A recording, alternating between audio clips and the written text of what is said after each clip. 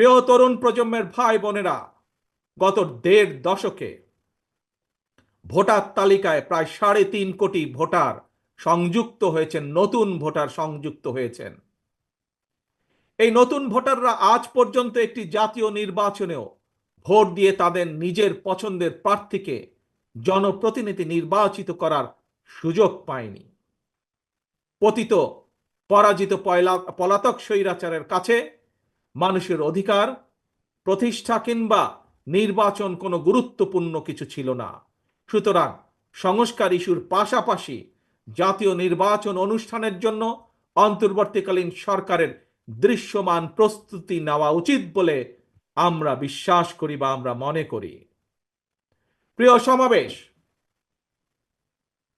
অতীতে বিভিন্ন সময় এই বাংলাদেশে তত্ত্বাবধায়ক সরকার নিরপেক্ষ নির্বাচন অনুষ্ঠিত করেছে এবং প্রত্যেকটি ক্ষেত্রে আমরা দেখেছি তত্ত্বাবধায়ক সরকার ৩ মাসের মধ্যেই সফলভাবে জাতীয় নির্বাচন অনুষ্ঠান সম্পন্ন করেছে।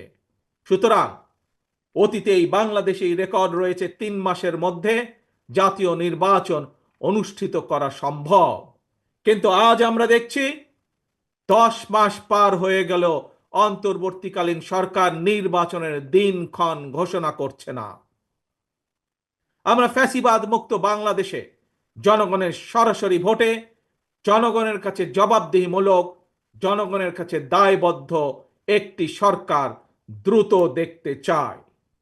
অন্তর্বর্তীকালীন সরকারের প্রতি আহ্বান, আগামী ডিসেম্বরের মধ্যেই জাতীয় নির্বাচন অনুষ্ঠিত হতে হবে। আবারও আমরা বলতে চাই, আগামী ডিসেম্বরের মধ্যেও জাতীয় নির্বাচন অনুষ্ঠিত হবে।